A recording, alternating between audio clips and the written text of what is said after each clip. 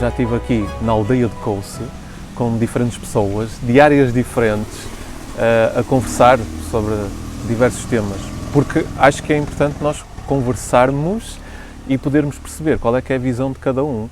A visão de cada um, por um lado, tendo em conta as áreas das pessoas, as áreas profissionais, as áreas académicas, mas também a pessoa, à parte disso, não é? A pessoa como um todo. E eu acho muito curioso, porque a tua área e as tuas áreas, não é? São diferentes da minha, de certa forma acabam por se tocar em alguns pontos, não é? Mas a matemática, a economia, não é? Tudo isso acaba por dar aqui uma leitura diferente da realidade, daquela que eu eventualmente faço, não é? Sim. Como é que tu tens feito a leitura de tudo aquilo que vem acontecendo? Estamos a falar de uma pandemia, não é? Mas há muitas outras crises, não é? Que vão surgindo na nossa vida. E é preciso dar uma resposta, é preciso ter uma leitura sobre aquilo que está a acontecer, e agora acabou por surgir aqui um pouco essa maior atenção, esse maior foco de atenção sobre a ciência e as ciências, não é? Sim. As várias ciências que acabam por dar aqui um forte contributo para a resolução de determinados problemas, não é? Sim. Eu acho que no que diz respeito às ciências exatas, e obviamente falando também um bocadinho daquilo que são as competências que eu adquiri, ou pelo menos desenvolvi com essa formação de base que bem referiste, acho que nos traz estrutura, traz-nos o raciocínio lógico, o pensamento organizado, e inclusivamente é um dos temas abordados no artigo que trago, ou seja, não nos deixarmos levar por aquilo que são impressões, ou como dizem em inglês, os gut feelings, as minhas impressões de barriga, mas que em verdade não têm qualquer fundamento. É a minha opinião, porque eu agora digo que vai chover, e se calhar não vai chover, é apenas um gut feeling, eu não tenho dados que me permitam afirmar que com 70% de certeza ou com 30% de certeza vai chover. Sim. Pode não chover.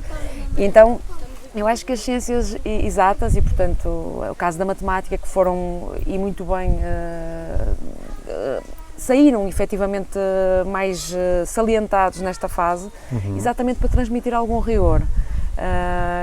Numa área que é tão desconhecida de todos, é uma coisa completamente nova e que nos envolve a todos, trouxe-nos aqui algum rigor e também com as certezas e com a confiança que devemos transmitir às pessoas, traz-nos também a confiança em tudo aquilo que é incerto. Exatamente, é isso que nós buscamos, não é? Nós lidamos muito mal com a incerteza, com o desconhecido, o que é que aí vem e o que é que nós vamos fazer. E a matemática acabou por ter aqui um papel, e acaba por ter aqui um papel preponderante, quando muitas vezes é vista como um bicho de 7 cabeças ou como alguma coisa que não serve para nada, não é? Para que é que eu vou estar a fazer esse tipo de coisas? Mas há aqui essa importância do desenvolvimento de um tipo de raciocínio muito específico e depois de uma área em particular que acaba por trazer aqui alguns efeitos. Como é que se transporta, não é? A matemática para o dia-a-dia, de forma a aplicar ao nosso dia? Sabes como é que eu falo às pessoas quando quero dizer a minha formação de base? Eu digo, infelizmente e com muita tristeza eu digo, aquilo que ninguém gosta. Toda a gente acerta à primeira. O que é muito mau. Portanto, tem efetivamente essa conotação que referes. Acho que também a conotação do não serve para nada ou é demasiado teórico, infelizmente tem muito a ver com o ensino tradicional que se pratica. Eu felizmente fui contactando com professores e educadores que me permitiram sempre ver o lado aplicado. Imagina, eu sei que há um tornado a X quilómetros de distância, daqui a quanto tempo é que chega até nós? A matemática ajuda numa situação dessas. A matemática ajuda quando temos vários doentes com a mesma doença, mas todos eles reagem de forma diferente à mesma terapêutica. Portanto, qual é a melhor terapêutica para tratar aquele doente, que que tem a mesma doença que o outro, mas que reage de forma diferente. E a matemática, tentando aqui criar alguns grupos, uma análise inclusivamente de segmentação, consegue otimizar a terapêutica do doente. E, portanto, isto são apenas alguns exemplos, peço desculpa, em como uma ciência exata, que busca o rigor e a exatidão, pode, no meio de toda a incerteza que está inerente à nossa condição de ser humano, aportar valor e acrescentar valor. E por conseguinte, eu acho que ajudaria muito nós todos conseguirmos ver um bocadinho da prática. E eu acho que vimos agora um bocadinho com o contexto, mas ainda assim lá está, mais uma vez, quando as previsões falharam, já a culpa era da dedo, matemática. Não é? A matemática é uma ciência exata, mas que procura retratar ou caracterizar um fenómeno que é humano. E por isso é que existem os graus de certeza ou de incerteza. Sim. E os intervalos de confiança e coisas mais Exatamente. técnicas que não interessam Sim. bem para aqui. Mas é precisamente isso, é trazer aqui algum rigor e não basearmos a nossa tomada de decisão, se eu faço, se eu não faço, se eu ajo, se eu não ajo, em gut feelings, em impressões de barriga, em opiniões. Sim. Traz aqui um bocadinho mais de... Que para algumas pessoas pode fazer alguma confusão ou não concordarem com isso, não é? Claro que sim. Porque há efetivamente muitas pessoas que acabam por contrariar um pouco aquilo que se faz em ciência, não é? Ou não gostar muito daquilo que se faz em ciência, mas isto seria assim uma discussão gigante, não é? Maior em torno ainda. disso, não é? Mas pegando naquilo que tu estavas a dizer, da forma prática e aplicada que a matemática agora está a ser utilizada, não é? O que é que tem falhado na mensagem que se passa para as pessoas, para as crianças, da utilidade da matemática? Sobretudo isto, não é? Do quão essencial é. Eu vou ser franca e assisto isto nas minhas relações pessoais. Eu acho que há, desde a infância, e portanto eu costumo muitas vezes dizer, eu tenho muita sorte com os educadores que tive, a começar nos meus pais. Eu acho que começa mesmo na infância, quando eu ouço pessoas minhas relacionadas a falar com filhos e a dizer negativa à matemática, o pai também teve, deixa lá isso.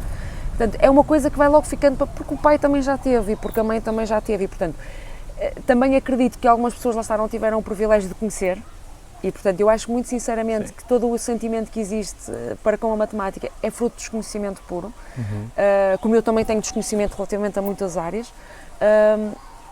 Acho que começa assim muito sinceramente do berço, em não criarmos É um bichos tal de sete ponto de cabeças. partida, não é? É um ponto de partida. Ou seja, se eu já olhar para a matemática como algo difícil, confuso ou inútil, não é? Claro. Ou porque os outros não conseguem, eu também não vou conseguir, eu já estou a entrar de uma forma muito negativa e que aumenta as probabilidades, não é?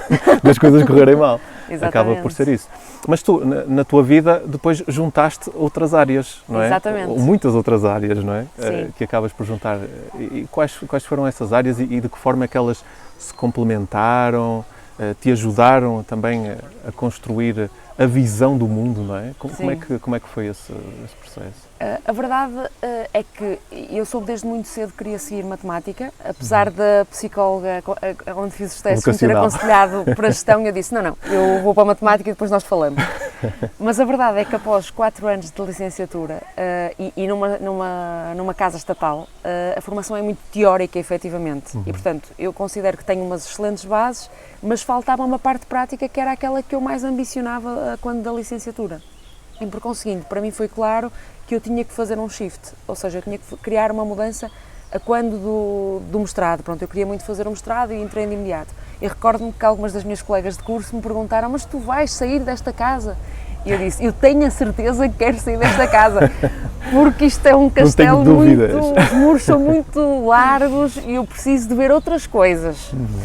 E a esse respeito foi a melhor coisa que fiz, portanto eu mudei de área, fui para a área das ciências sociais, nomeadamente fiz na altura o mestrado em ciências empresariais com especialização em marketing, exatamente porque eu gosto muito do lado aplicado da matemática. Para mim a matemática toda é importante, se não existisse a teoria nós não conseguíamos aplicar à prática, mas eu gosto de vê-la aplicada à prática e na possibilidade, lá está, de otimizar resultados, de eu conseguir que o meu carro seja o mais eficiente possível e consuma o menos possível, de eu conseguir, imagina, quando se prevê, por exemplo, que em 2050 ou 2032, peço desculpa, 50% da população não vai ter acesso à água potável, eu gostaria imenso que esta ciência exata, que para mim é maior, que nos ajudasse a otimizar este consumo que todos nós fazemos no dia-a-dia e que, portanto, permita a todos e à comunidade viver o mais longamente possível e da forma com maior qualidade possível.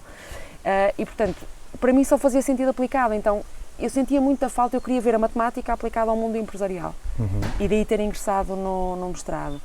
Mas mais uma vez lá está, senti muita teoria, ou seja, e senti que sem a parte prática do dia-a-dia no trabalho... Uma busca incessante pela parte prática, não é? Muito. Lá está, nós não temos que ser preto e branco, aqui fazendo alusão um bocadinho ao título do livro, e eu vou descobrindo isso ao longo da minha vida, mas efetivamente eu gosto muito de ver as coisas na prática. Muitas das vezes, eu quando não compreendo uma ideia, eu peço à pessoa, faz-me um desenho, porque, ou mostra-me um exemplo, eu se conseguir ver aplicado, mais facilmente eu assimilo. E se calhar não seremos todos assim, mas a mim ajuda-me muito eu ver a tangibilidade nas coisas. Sabes, isso acontece muito em consulta, não é? Tanto eu peço exemplos para as pessoas poderem explicar melhor, não é, aquilo que estão a querer dizer, como eu próprio, também quando sinto que se calhar posso ter a ser ali demasiado teórico, também acabo por levar exemplos e de facto é muito mais fácil para as pessoas conseguirem perceber as coisas quando vem a aplicação, quando tem ali algo mais palpável ou mais visível, não é? Sim. Acaba por ser melhor. No entanto, tu tens falado muito sobre rigor, exatidão, mas tens um outro lado na tua vida que vai muito para além disso, não é? E que acaba por abarcar muito um lado mais humano, não é? Sim, porque repara,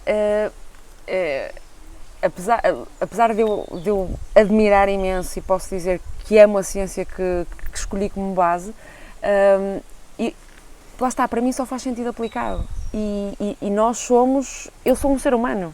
Eu vivo no mundo da incerteza, eu vivo no mundo do cinzento, que não é preto nem é branco. Às vezes é preto e às vezes é branco, mas muitas das vezes é cinzento. Sim. Então, eu senti, sim senhor, a necessidade de complementar com a parte das ciências sociais.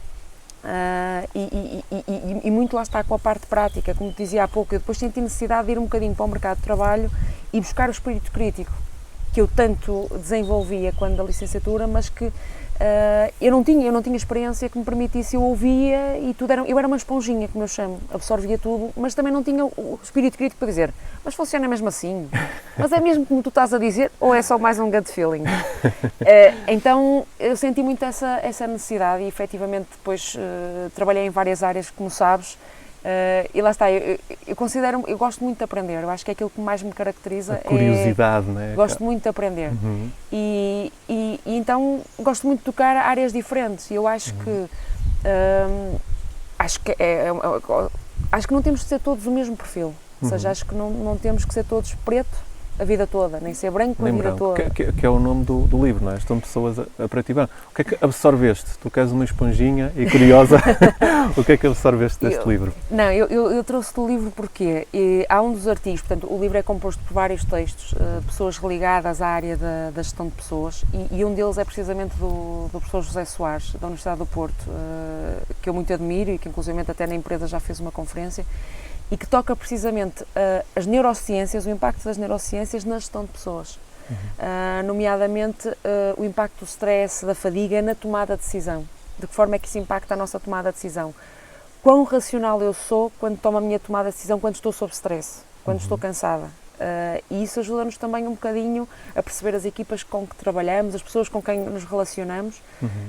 A verdade é que muitas das vezes, exatamente porque sou humana, não consigo ter esta racionalidade, mas a verdade é que há ciência por trás da forma como eu reajo, da forma como eu lido com as pessoas com quem me relaciono. E há muitas competências para serem trabalhadas, não é? Para além das competências técnicas. As hard skills. Exatamente, ou seja, que são extremamente importantes para nós conseguirmos dar respostas, não é? Durante muito tempo era só tido em consideração determinado tipo de competências, validadas por determinadas instituições, etc. Mas agora começa-se a ter muita atenção a outro tipo de competências que estão relacionadas com o próprio e na relação com os outros e o quanto isso pode ser poderoso e complementar, não é, àquilo que são outros tipos de competências já existentes e bem validadas e que as pessoas reconhecem. Como é que sentes esta transformação a nível empresarial, a nível da sociedade, enfim, na tua vida? Posso partilhar o exemplo que temos na empresa onde colaboro e onde inclusivamente estou sempre, tenho estado em fase de recrutamento e posso partilhar contigo que efetivamente neste momento eu procuro e valorizo muito mais as competências, as ditas soft skills, porque são aquelas que são mais difíceis de desenvolver, isto é, eu não sei se é correto o que eu estou a dizer, muito sinceramente se é leal, mas o que eu sinto é que tu podes, lá está, vais tirar um curso e ficas a dominar a ferramenta A ou a ferramenta B, mas a forma como eu me relaciono contigo, a forma como eu consigo transmitir conhecimento é uma coisa muito mais difícil de desenvolver. Ou seja, imagina, se eu detecto em mim uma dificuldade em transmitir, em comunicar, Exatamente. Trabalhar essa competência de comunicar e de partilhar conhecimento não é fácil. Eu não aprendo ao ler um livro. Exatamente. Eu não assimilo ao ler um livro. É Pode-me dar treino, aqui algumas não é? pistas, algumas ferramentas, mas não é algo que eu É preciso absorvo. conhecimento, é preciso treino e, principalmente quando trabalhamos com equipas, não é? Quando trabalhamos em organização, isto tem aqui um valor gigante, não é? Para a vida. Para a vida da empresa e para que tudo acabe por funcionar de uma forma mais correta ou de acordo com o esperado, não é? E tendo em conta a linha que se deseja, não é? Aquilo que se quer para a empresa ou para a organização, enfim, o que quer que seja.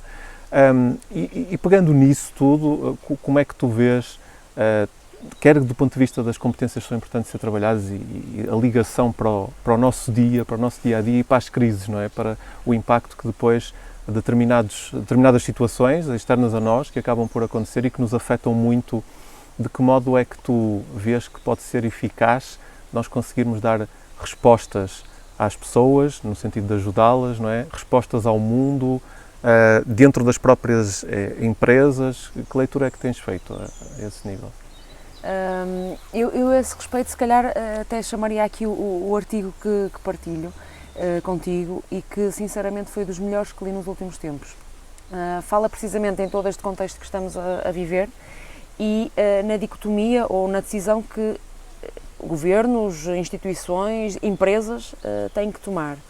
Isto é, nós podemos agir, se me permites, para o nosso umbigo, para a segurança da minha casa, a segurança da minha família, os resultados da minha empresa, ou podemos unir-nos e trabalhar para um bem maior, um bem da minha comunidade, do meu país, do meu continente. Um espírito comunitário, um espírito cooperativo, não é? Exatamente. De entreajuda. Que nos permite o quê? Uma gestão mais eficiente de recursos. Vê agora aquilo que atravessamos muito recentemente, claramente a chegar a um limiar muito crítico em termos de gestão de recursos e onde, se houvesse uma ação concertada e comum, nós poderíamos rapidamente atacar em primeiro lugar os mais necessitados e os mais frágeis e os mais... E caso a situação mudasse de repente, estas pessoas já estariam mais equilibradas e poderiam ajudar as outras. Portanto, eu acho que, se eu já sinto isso desde sempre, eu espero sinceramente que o contexto atual nos permita chamar a atenção para aquilo que é real e que é, da mesma forma que o mar só tem a força que tem, porque é um conjunto de todas as gotas de água, se nós agirmos, e tu sabes que eu acredito nisto, se nós todos juntos conseguimos mudar o mundo, não tenho dúvidas absolutamente nenhuma. E por isso é que me identifico muito com aquela frase de ser a mudança que queremos ver no mundo, porque eu sou uma gota, mas com a tua gota e com outras gotas, se juntamos todas, aqui nesta não é? aldeia belíssima de Couce, com estas gotas todas, podemos mudar o mundo. Sim, e a ideia é mesmo essa, né? E foi uma das mensagens que foram sendo passadas, ou que foi sendo passada muito nesta fase de pandemia, a importância de nós nos unirmos, de cooperarmos, de unirmos forças e unirmos forças também com o conhecimento e com a ciência, não é? Não agir à toa.